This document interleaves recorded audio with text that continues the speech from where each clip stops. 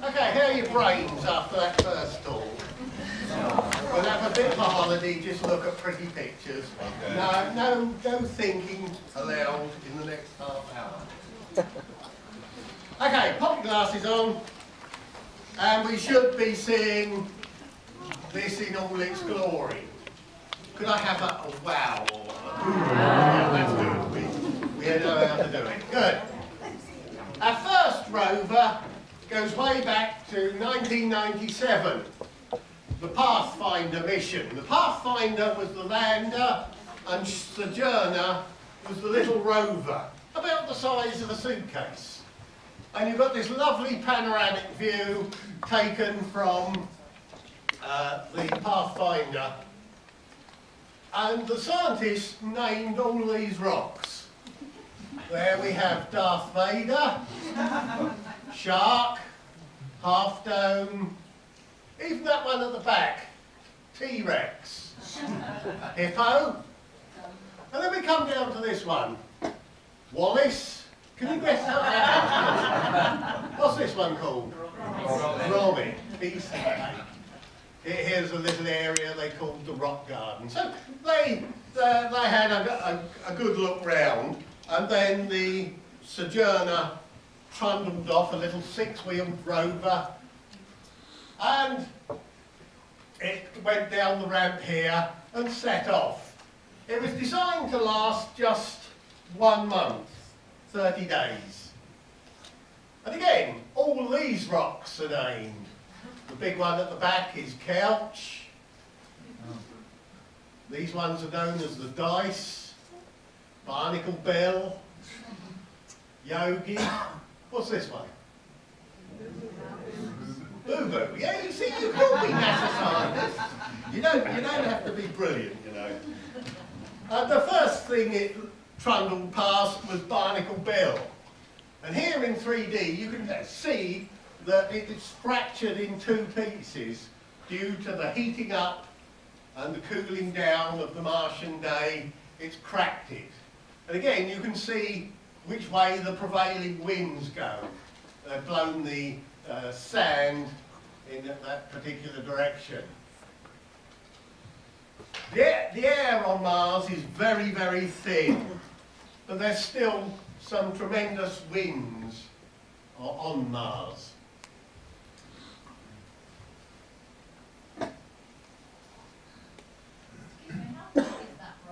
How big is that rock? That's about the size of a large kettle, shall we say, a pressure cooker. Yeah, go for that size. Here's another one called the Mini Matterhorn, and it's beside one of these airbags. The Pathfinder mission parachuted down, and then just before it landed, these huge airbags inflated, and it bounced about a dozen times before it rolled, and these airbags cushioned the fall of the lander and the rover inside. And it lasted 3 months rather than 1 month, but it never went far from the Pathfinder lander. It stayed fairly close. But in early 2004, NASA sent 2 rovers, 2 identical rovers to Mars, one called Spirit, the other called Opportunity. They were a bit bigger. They're about the size of, shall we say, this, around about a good table size. If you've got a hefty table, they're about as big as that. Mostly made up of solar panels. And again, little 6-wheeled vehicle. And I'm going to talk about Spirit first. Although they were identical space rovers, they did have very different lives. Spirit landed right in the middle of a barren wasteland. absolutely nothing to do or see. A few rocks, maybe, not quite as exciting as the panorama from the Pathfinder mission. It just looks like a desert. However, after it had trundled off the lander, Spirit on day 18 got a bit confused. It started to boot up in a continuous loop. It was the computer was continuously booting up, and it caused problems. One, it could overheat, and two, it could drain the battery power. So they sent the master command, which was shut down, damn it, but it refused, it ignored them. For the next 3 days, the NASA officials went into headless chicken mode, and eventually they got a message to it in dribs and drabs to boot up without using its flash memory.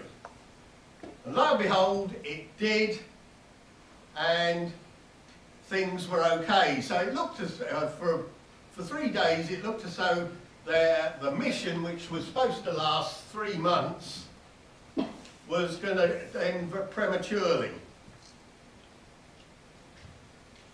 They then decided to make the rather rash decision to head for those hills.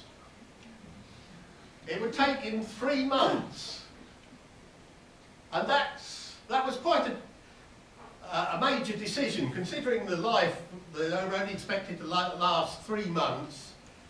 They decided there was nothing much to look at round here, head for the hills.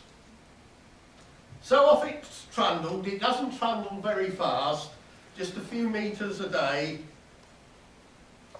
And here we're approaching Spirit, approaching the hills. You can see the terrain is getting more rocky than the barren wasteland they landed in. And after 3 months, Spirit finally reached the Columbia Hills and started to ascend, and that's where it spent the rest of its life, up in the hills. And here it started to make discoveries. But there was a problem. Poor old Spirit, its front wheel stopped working. So the best thing they could think of was to turn the rover round and go backwards and drag the dud wheel behind them. But this had the bonus, it acted like a plough. And here you can see they've ploughed up, the jammed wheel has ploughed up some silica-rich soil, which they could analyse. And this soil may have been produced by hot springs or geysers when Mars was much younger and there was more water flowing about. Here we see a lovely basaltic rock here. This was lava, and in its molten state, I haven't got my glasses on, but you should see some bubbles in that rock. Let me see if I can see them. Oh yeah. Excuse me a minute. Right, there's one there and one there, and that they were bubbles of gas when the rock was molten, and when it cooled down, it trapped the gas inside, and then it's been fractured open. And Spirit was to spend the next few years at a place called Home Plate. This is 2D, not 3D. Take glasses off. So there's a few without 3D. This large flat area was known as home plate, because it could stay there during the Martian winter when it couldn't move. It would sit at an angle so its solar panels would be facing the early spring, Martian spring sunshine to charge its batteries up. And it says Bigfoot. Now, the cameras on these rovers were amazingly sharp. Can anybody spot Bigfoot? The fiver says you can't. No. There it is. But this is from the same picture. They've actually blown that picture up. And there's Bigfoot, and there's a 3D image of it. It's just a curious rock formation. Another one it discovered. This one, the rovers had 2 cameras, so this is how we get the stereoscopic views. This is just alternate. This again is not 3D, but if you take your glasses off, you can see this curious structure that's been blown by, been eroded by the wind into this wafer-thin, delicate, looks like a bit like a petal, doesn't it, or a leaf.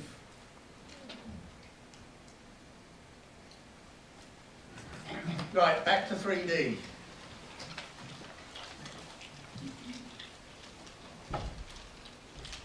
And as I say, it stayed around this area from about 2006.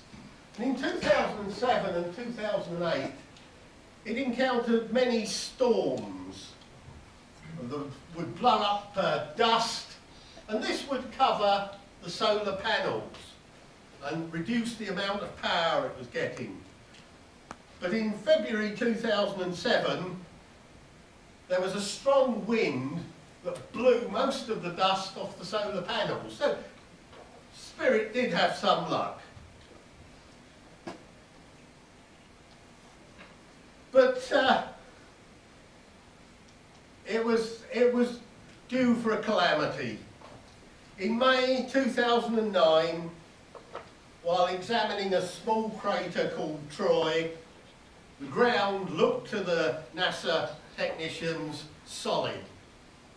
But as the rover went over this ground, there was a thin crust, and it broke through, and the wheel just churned up this fine powder, and it couldn't get any grip on this powder, and it gradually got wedged in. Then in November 2009, the right back wheel failed. So it only had one wheel on one side that worked and 3 on the other. And all it seemed to do, they struggled and struggled, but it just buried itself deeper and deeper. And then in January 2010, just a year ago, just gone, they decided to call it a day. It would no longer be known as a rover, it would be called a research platform. And this is the view it had from where it was stuck. But it didn't last that long. It stayed a research platform for just 2 months. Then they lost the signal from it. And a couple of months later, they declared that Spirit was well and truly dead. So it's not done bad with its limping around Mars with its duff wheel. It had done 6 years. And here's some of the dust devils that it photographed. Again, this is 2D. And these dust devils, we see them on Earth, they're not very big, but here on Mars, they can be up to 8 kilometres high. And when one of these went past, often it would clean the solar panels. Right. glasses back on, move on to the next one. Opportunity landed the same time, early January 2004, but it had a lot better luck. It landed bang in the middle of a crater, and on an outcrop of rocks it discovered these, what they call blueberries. They're about a quarter of the size of a Malteser, and they're iron rich, they're hematite, and they're formed beneath the surface that has been soaked with water. So here, this was on day 19, this was while Spirit was having its computer problems. Opportunity was making major discoveries. So this here was clear evidence that it had found evidence.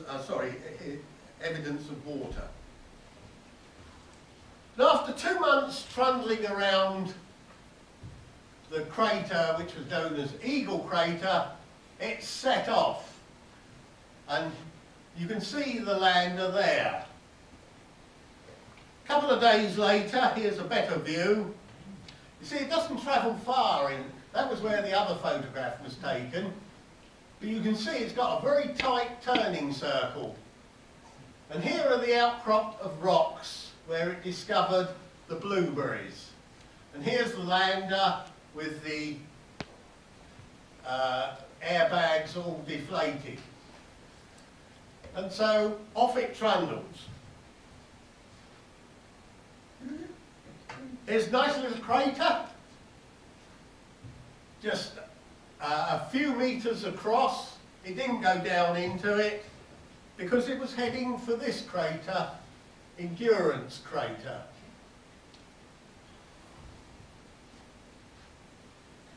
This is 2D, not 3D. On its way there, it discovered its heat shield. As it comes down, the parachute slows things down, and then the heat shield is jettisoned and ready for the airbags to blow up. And here there's the crumpled wreck of the heat shield with springs and things all lying around. And by a stroke of good fortune, in another picture, what's this? Anybody got an idea of what that is? It turned out to be a meteorite. An iron meteorite had landed there, and it's been there a long, long time. And it proves that Mars had a much denser atmosphere. Because Mars's atmosphere is so thin, had a meteorite that size come in through a thin atmosphere, it would have made quite a big crater. But it hasn't made a big crater, so the atmosphere must have been very much thicker to slow the meteorite down so it didn't make a large crater. As you can see, the rover went up to it and had a good look. And if you put on your glasses, you can see the photograph it took. You can see the meteorite's been there a long time, it's weathered.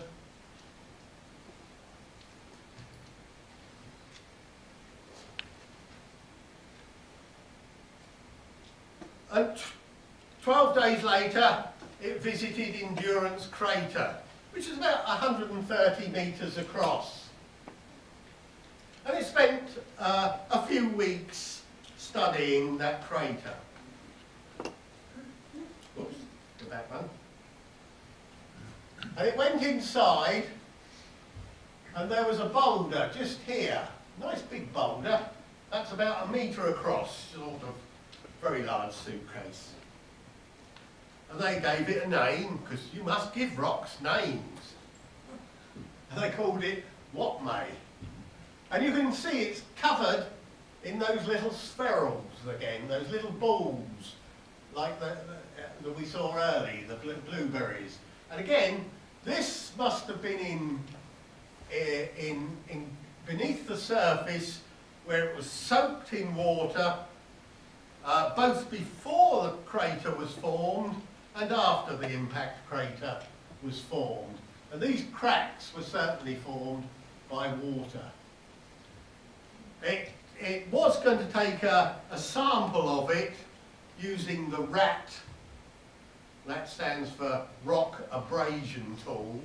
But as you can see, there's a lot of dust and loose soil around here. Don't forget it's on the slope of the rim of the crater, and it couldn't get a good enough grip in the loose soil to use the rock abrasion tool.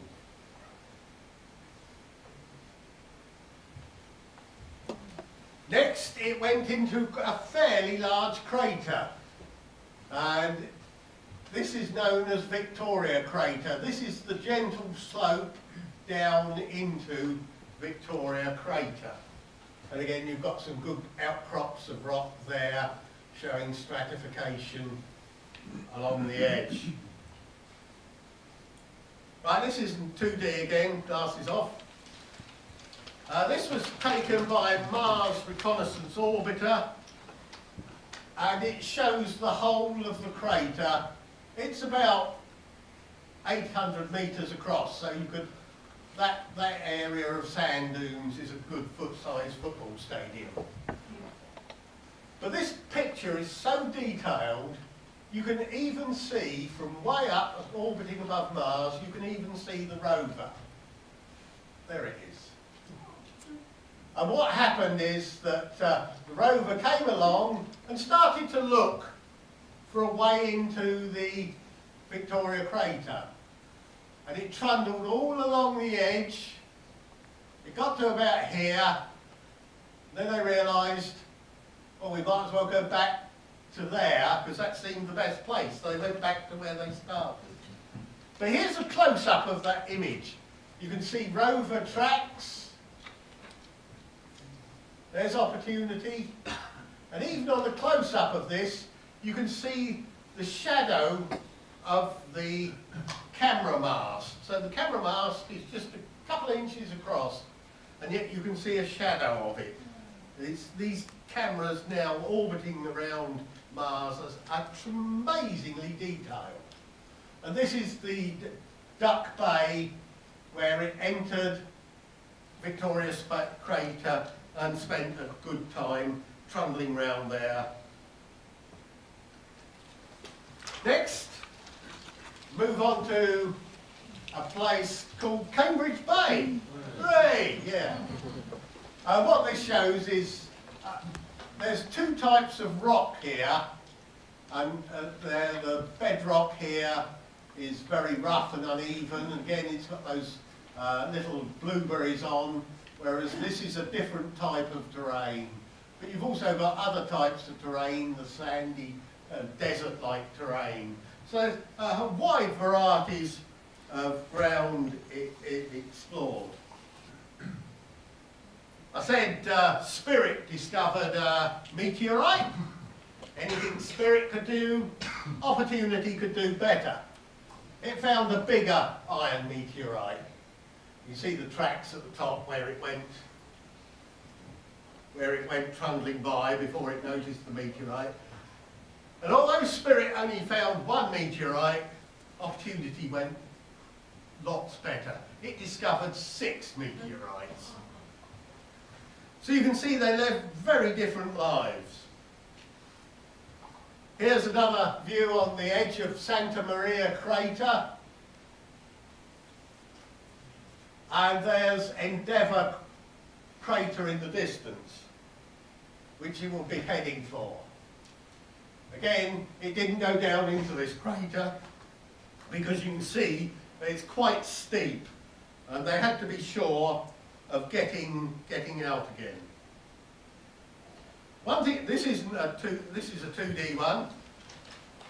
Mars has got 2 moons, and what it took, a picture of the sun with the larger moon transiting across the surface of the sun. So it just happened to be in the right place to see what is more or less an eclipse. You can see the moon is not round, it's just a small lump of rock a few kilometres across. Right, this shows its journey. And it started at Eagle Crater, went to Endeavour Crater, Endurance Crater, there's Victoria Crater, Santa Maria Crater, and it's currently here at the edge of this big crater. And this is where Opportunity is going to spend its last days, inside that crater, which is about, as you can see, 22 kilometres across. It's currently at a place called Greenlee Haven. And here, like Spirit before it, and it has done several times, it just rests for the Martian winter, tipped over so it can catch the early spring sunshine to charge its batteries. And here shows quite clearly the problem of the dust. Again, this is not 2D, this is 2D, not 3D. This bottom picture is as it came off the lander, and here you can see all the dust that has settled onto the solar panels, causing a great deal of power loss. So it's been there, it's now starting its 9th year, considering it was only supposed to last 3 months. It's a bit doddery, it's not got quite as much power as it should have, but it should last until another lander arrives. Here's Gale Crater, where another rover called Curiosity is going to be landing. And Curiosity, launched earlier this year, is on its way to Mars and should arrive, I think it's early August. Here it is at Jet Propulsion Labs being built. A 6-wheeled rover. This time no solar panels, it's nuclear powered, and it could last up to 10 years, trundling around the surface of Mars. Here we've got another picture, and at the back you can see a technician to give you the scale of it. It's clearly very much bigger, and it's got a lot more experiments on board. Has it changed its wheels? The wheels look maybe a little different. Yes, there's a few modifications, but it has to cope with the main thing. They're so wide, it has to cope with the soft soil, so it doesn't sink in. So that's it. Here's just the last picture to give you the scale. As I say, that's the size of a suitcase, table, car. Right, well, thank you very much.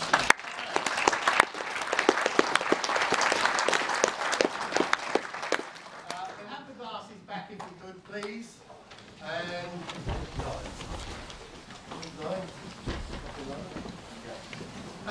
thanks very much for coming, and we hope for better weather next Wednesday.